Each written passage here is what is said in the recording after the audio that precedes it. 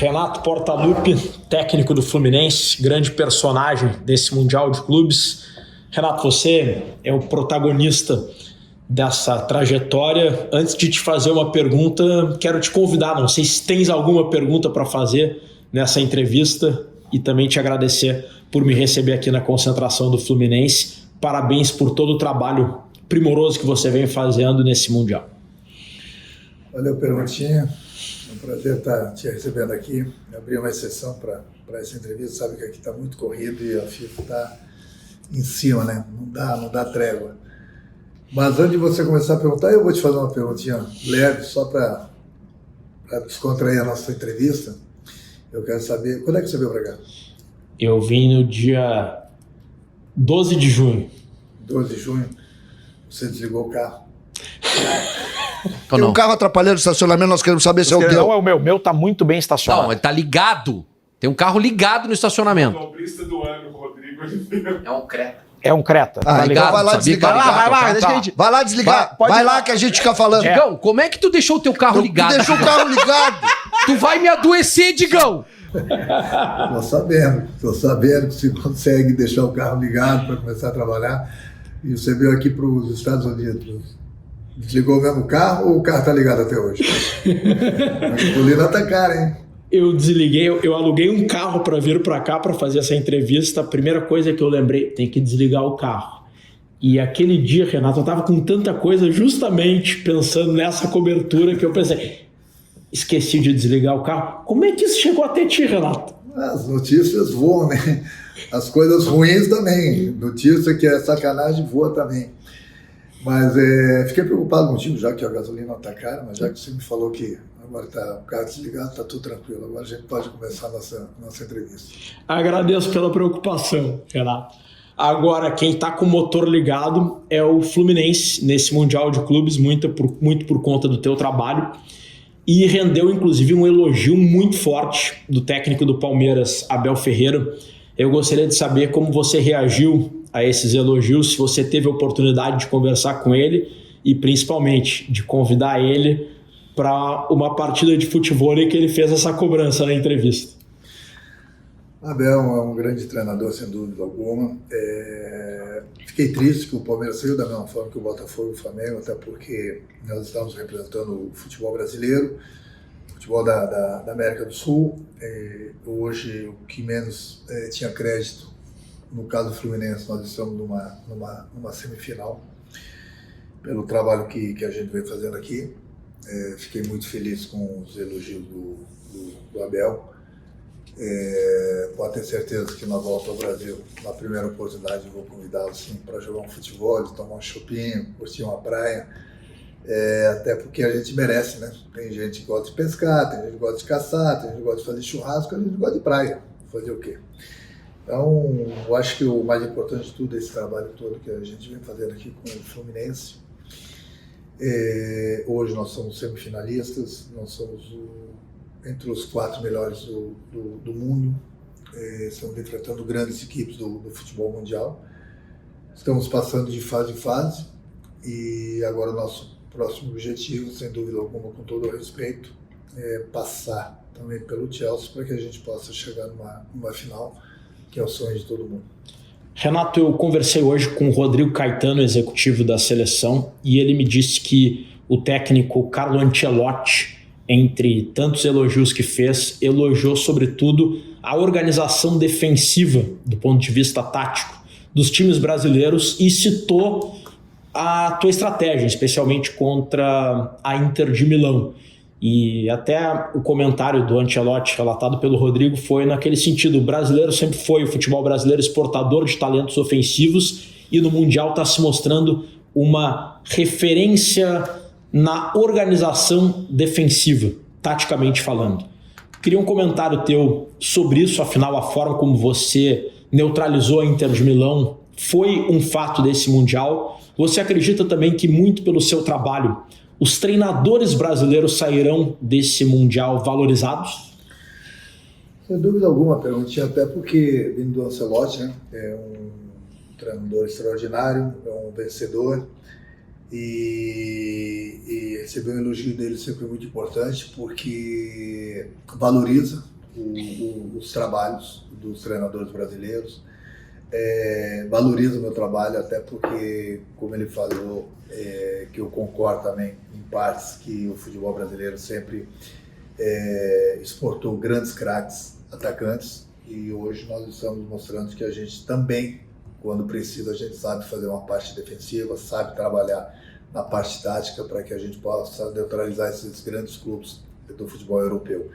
E foi dessa forma que eu trabalhei, pensei, estudei, da maneira que nós tínhamos que enfrentar a Inter, o Borussia, e os esquemas que eu coloquei em campo deram certo, apesar do pouco tempo de treinamento. E foi assim também no último jogo. E agora a gente está pensando de que maneira. Eu estudei bem da maneira que o Chelsea joga e vou tentar armar um esquema para que a gente possa também criar dificuldades para eles e conseguir o nosso objetivo, como te falei, chegando na final. A gente sabe que não é nada fácil, é mais um compromisso difícil que a gente tem, é uma grande equipe, o Chelsea, muito bem treinada, mas o Fluminense vem chegando, nós também já enfrentamos grandes equipes, conseguimos passar, e nós temos mais esse desafio pela frente agora, que é o Chelsea. Sabe, Renato, que quando eu vi aquela tua escalação, me lembrou, você certamente vai lembrar, 2013, talvez a passagem menos badalada sua pelo Grêmio, você foi vice-campeão brasileiro, atuando muitas vezes com 3 zagueiros e 3 volantes, se eu não me engano, Werley, Rodolfo, Bressan, Souza, Ramiro e Riveiros. Teve algum tipo de referência daquela época? E dá para colocar como uma das tuas virtudes do teu trabalho saber armar diferentes estratégias em diferentes contextos? A gente já viu você jogar de forma ofensiva, em tese, de forma defensiva, em tese. Eu digo em tese porque o número de zagueiros não quer dizer necessariamente isso, mas você parece saber armar diferentes estratégias para diferentes contextos e em diferentes tipos de plantéis. Perfeito, perguntinha. Até porque eu acho que não é só nesse Mundial, mas a maior prova foi lá no Grêmio também, né? Você é testemunha disso, que várias vezes em dificuldades lá com o Grêmio, eu mudei várias vezes o esquema, usando 2, 3 esquemas que deram certo também durante as competições. Então isso para mim não é uma novidade que deu certo aqui no Mundial, porque eu já tenho isso na minha cabeça, eu estudo bastante os adversários, da maneira que eles jogam e procuro armar sempre o esquema do meu time para que a gente possa neutralizar as principais jogadas do adversário, mas nunca deixando de jogar. Eu nunca vou abrir mão que o meu time deixe de jogar. Eu vou tomar sempre os cuidados defensivos, ver quais são as jogadas importantes, as melhores jogadas do adversário, o que eu preciso fazer, mas de maneira alguma eu jamais vou falar para o meu jogador deixar de jogar. Pelo contrário, eu gosto de futebol ofensivo e, como você mesmo falou, muita gente, quando me entende da parte tática, acha que com 3 zagueiros o time fica defensivo. Não, depende dos teus alas, depende de que maneira você quer que eles joguem. Às vezes, com 3 zagueiros, o teu time se torna mais ofensivo do que com 2 zagueiros. Mas isso é conversa de treinador com os seus jogadores. Eu acho que o importante é que a gente já mudou 2, 3 vezes o esquema aqui no Mundial, tem dado certo. E os jogadores estão perfeitamente assimilando direito a nossa maneira de trabalhar, independente do esquema que eu uso. E o sucesso está aí, porque eu gosto de trocar ideias com eles também, gosto de trocar ideias com os líderes, gosto de trocar ideias com qual esquema que eles gostam de jogar, até porque quem entra em campo são eles. Então eu quero que eles entrem satisfeitos e tranquilos no esquema que eu adoto. Treino, apesar do pouco tempo, mas são jogadores inteligentes, se aperfeiçoaram bem nesse novo esquema com 3 zagueiros, tem dado certo. E a gente não tem só o plano A de 3 zagueiros, a gente joga no 4-3-3, no 4-4-2, é aquilo que eu falei, eu procuro estudar sempre o adversário e ver de qual forma que fica melhor para que a gente possa enfrentá-los. Renato, um tema recorrente há tempos no futebol brasileiro é a influência da Europa, a necessidade debatida de os técnicos brasileiros aprenderem no futebol europeu. Temos muitos técnicos europeus no futebol brasileiro. Tendo em vista tudo que está acontecendo nesse Mundial, você acredita que os europeus têm ou teriam a aprender com o futebol brasileiro e com os técnicos brasileiros? Por que não? A gente aprende todo dia. Eu procuro ver o que os técnicos europeus fazem, procuro tirar as coisas boas que eu acho. Tem muitas coisas que, inclusive, falo para o meu grupo, olha, dessa forma aqui que os treinadores europeus jogam, inclusive que alguns clubes brasileiros jogam, eu falei, jamais vou fazer isso, porque eu não gosto dessa maneira. Então, tem coisas boas que eu tiro e coisas que eu não gosto. Na minha opinião, eu jamais vou fazer igual aos times europeus. Por isso, eu troco bastante ideias com os meus jogadores. Mas pode ter certeza que eles aprendem com a gente também. A grande vantagem deles, Perguntinha, é você tratando de treinadores daqui da Europa, com os treinadores brasileiros, é o grupo que eles têm, é o dinheiro que eles têm. Porque eles montam o grupo deles, montam o time deles, praticamente quase que uma seleção, porque eles buscam os melhores jogadores. E, sem dúvida, eles sempre ficam bem mais próximos das vitórias, justamente por terem times e grupos fortíssimos, que eles contratam os jogadores que eles pretendem.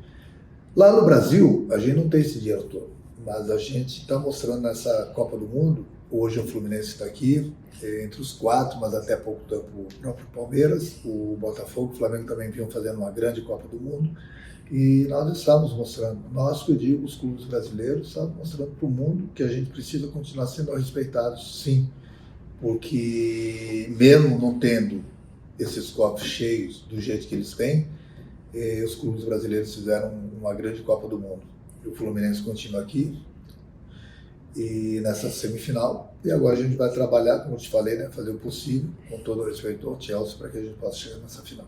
Renato, numa coletiva recente, você disse que o que mais você entende é a parte tática, mas que procura falar de tática com o grupo e não tanto com a imprensa. Eu quero, se me permitires, falar sobre tática contigo, porque por vezes se criou aquele personagem do Renato da praia, do futevôlei, o Renato gestor de grupo, o que é uma grande verdade, uma grande virtude tua, mas pouco do Renato tático.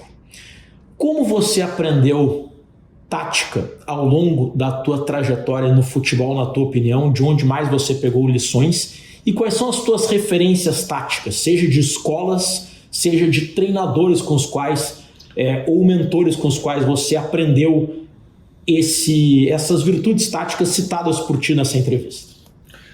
Perguntinha, deixa eu falar uma coisa. Eu assisto muitos jogos da Europa.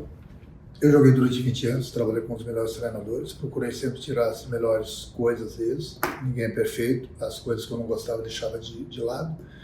Hoje em dia vejo como os treinadores montam suas equipes, principalmente aqui no futebol da Europa, e vejo que não é tão diferente assim da maneira que eu penso. Eu vejo vários vídeos dos grandes treinadores aqui de fora com seus atletas.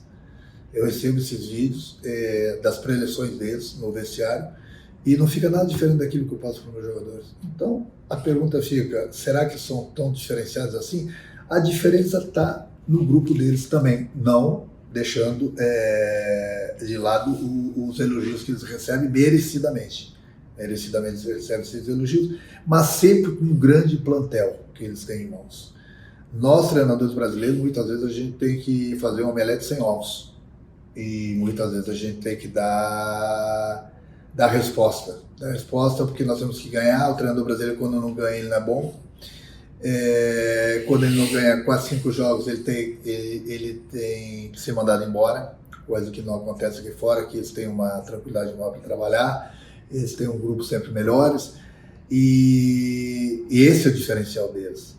Aí muitas vezes perguntam assim, as pessoas perguntam por que eu não falo de tática nas minhas entrevistas. Então vamos lá.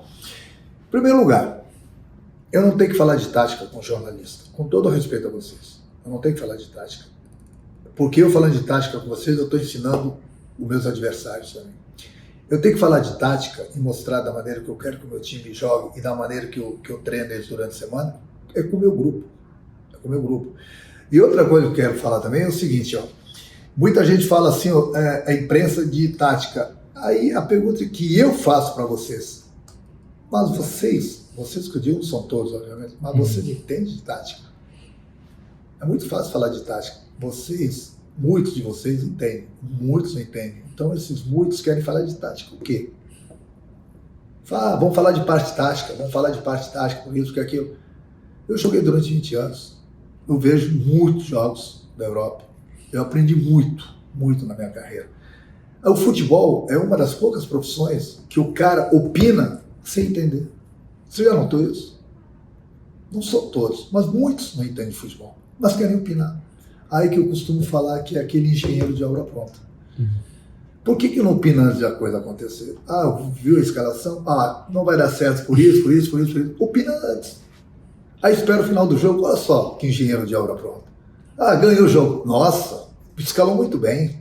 O esquema foi muito bom. Não ganhou. Mas escalou mal. O esquema dele estava na cara que não ia dar certo. É muito fácil ser comentarista. É muito fácil. Engenheiro de obra pronta. Aí vocês querem que eu fale de tática com vocês? Eu digo vocês, alguns. Não dá. Eu joguei durante 20 anos, estou no futebol há mais de 40 anos. Aí o cara cai de paraquedas e quer falar de tática comigo. Então são esses poucos ainda que eu mino que gostam de me perseguir. Talvez agora, né, vendo contra a vontade, eu tenho que dar o braço a torcer, né? Para finalizar desse assunto só, Renato, você falou que assiste muito jogo da Europa, que jogou por mais de 20 anos com muitos treinadores. Tem algum treinador ou alguns que tu cita como referências táticas para ti, aqueles com os quais tu considera que mais aprendeu? Eu estaria sendo injusto se eu citasse um ou dois, né? Entendeu?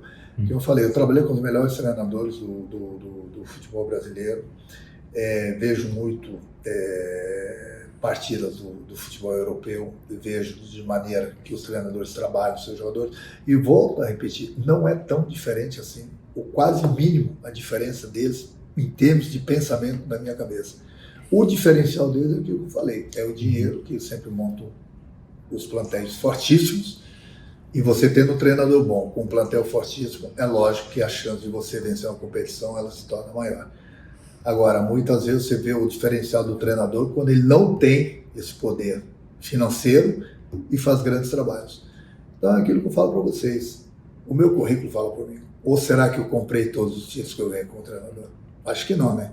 Eu acho que foi com trabalho.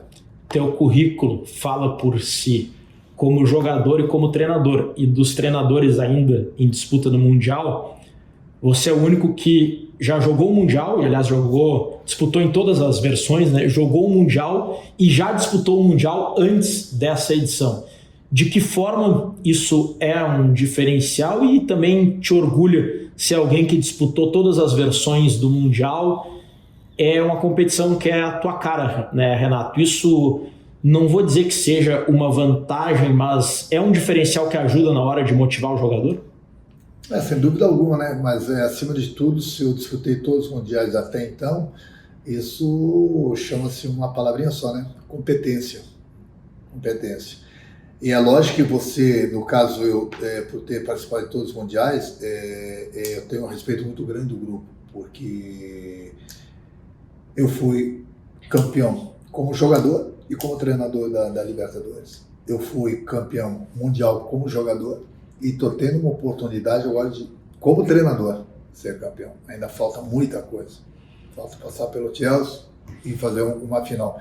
Então o diferencial é esse, é eu chegar na frente do meu grupo, o grupo sabe quem está falando com isso. Não é um cara que é de paraquedas no futebol.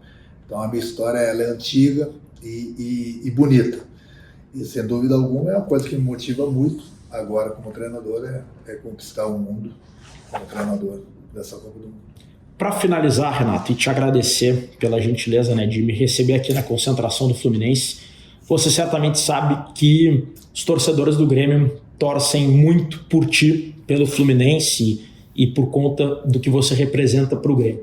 De que forma o Grêmio e as tuas passagens pelo Grêmio como treinador te calejaram para estar aqui fazendo o trabalho que você vem fazendo pelo Fluminense? Eu lembro que você saiu do Grêmio dizendo: quero ver se o próximo que chegar vai fazer 50% do que eu fiz.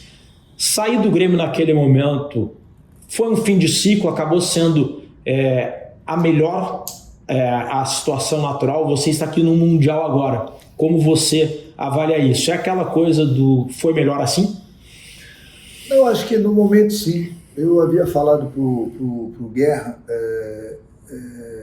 bem antes de acabar o Campeonato Brasileiro, eu falei, eu garanto que o Grêmio não vai cair, mas se prepara porque no final do ano eu vou embora. Independente do que vocês estiverem pensando. Preciso descansar, trocar de ares, preciso de um tempo de férias, tanto é que eu tive vários clubes grandes, Vasco, Santos, Corinthians e Cruzeiro, que me procuraram, e eu falei que precisava de um tempo de férias, curti minhas férias, depois voltei pro Fluminense. Sempre vou ser agradecido ao Grêmio, à torcida. Muita gente, muitos torcedores do Grêmio estão nessa Copa do Mundo com a camisa do Grêmio. Eu tenho visto, tenho reconhecido, tenho apontado para eles e tenho dado um abraço mesmo lá do campo. Tu consegue ver do campo a ponta Sim, veja, porque estão sempre próximos ali atrás do banco. Outro dia mesmo estava conversando mesmo de um jogo começar, acho que foi o segundo jogo nosso aqui. Tinha um cara com a torcida do Grêmio lá no terceiro anel, sozinho praticamente. Eu falei com minha comissão técnica, cara, olha aquele cara lá em cima com a camisa do Grêmio. Os caras, como é que você tá vendo aquele cara? Eu falei, pô, tá lá, olha, sozinho com a camisa do Grêmio. E no jogo contra a Inter também, muita gente com a camisa do Grêmio, fico feliz. Sei que eu recebo milhões é forte, mas milhares de mensagens do Rio Grande do Sul, os torcedores do Grêmio parabenizando, falando que estão torcendo comigo, pessoal lá do Grêmio, e eu fico muito satisfeito com isso. Eu sei que a torcida do Grêmio sempre torceu e sempre vai torcer por mim, da mesma forma que eu tenho um carinho muito grande por eles. Então, no momento que eu falei pro Guerra que eu queria sair, que era o momento de eu descansar e trocar de ares, isso não quis que eu falasse que eu jamais vou voltar. Um dia eu volto. Quem sabe um dia eu volto, entendeu? Mas naquele momento era melhor eu sair, entendeu? Eu estava um pouco desgastado com tudo que estava acontecendo, as pessoas não estavam entendendo direito, muitas vezes eu me expressei mal, fiquei um pouco nervoso nas coletivas, justamente porque ninguém estava no meu lugar passando o que eu estava, a pressão era muito grande, pelos resultados, ninguém estava entendendo que nós passamos por dificuldades grandes, tivemos a enchente, nós jogamos dentro da nossa arena, então muita gente procurou, sabe, criar crise, que aqui eu não vou citar nome, mas o torcedor do Grêmio não é burro não, bem pelo contrário, o torcedor do Grêmio é inteligente, então sabe quem queria minha saída lá do Sul. E no momento que eu falei que eu queria ver um treinador fazer 50% pelo menos do que eu fiz lá no Grêmio, é porque eu sabia da minha importância naquele clube. Eu sabia o que eu fazia, em todos os setores do clube. Vou continuar torcendo, o Mano Menezes agora está dando o G na casa juntamente com o Filipão. O grupo de jogadores tem um carinho muito grande por eles. Tenho certeza que o Grêmio vai voltar forte novamente nesse brasileiro. E a minha torcida é sempre muito grande. Da mesma forma que a torcida do Grêmio, eu sei que onde eu estou torcendo muito por mim. A torcida do Grêmio pode ter certeza que o meu carinho é enorme, sempre foi, sempre vai ser, e fico feliz pelas mensagens que estou recebendo, pelo carinho dos torcedores do Grêmio aqui nessa Copa do Mundo, e vida que segue, daqui a pouco nós voltamos para o Brasil e a gente se encontra por lá. Renato, muito obrigado, imagino que a Carol não tenha te convidado para jantar no dia do jogo do Chelsea, que você fez o dever de casa, né? Não, ela tentou, mas eu falei, não dá, tem que assistir os jogos, estou aqui a trabalho, ela está a lazer, mas ela está sofrendo bastante junto com a gente, para cima e para baixo, torcendo muito, rezando muito. Mas é filha, né? Filha a gente sempre dá um desconto. Eu acho que o mais importante de tudo é a campanha que a gente vem fazendo aqui. Como eu falei, representando bem o futebol brasileiro, representando bem o futebol da América do Sul, voltando os treinadores brasileiros a terem o respeito, entendeu? Principalmente do pessoal da Europa, e sabendo que nós temos grandes treinadores também no Brasil. Muito obrigado, Renato. Você vai agora estudar o Chelsea e eu vou conferir se o carro está desligado. É isso aí, vou continuar estudando, vendo o vídeo do Chelsea, você ver se o teu carro está desligado, entendeu? E mais uma vez, obrigado pela oportunidade dessa entrevista aqui, apesar que eu abri uma exceção, sabe que aqui é muito difícil, mas eu tenho um carinho muito grande por você lá do Sul, você sabe disso. Carinho recíproco e verdadeiro. Muito obrigado, Renato.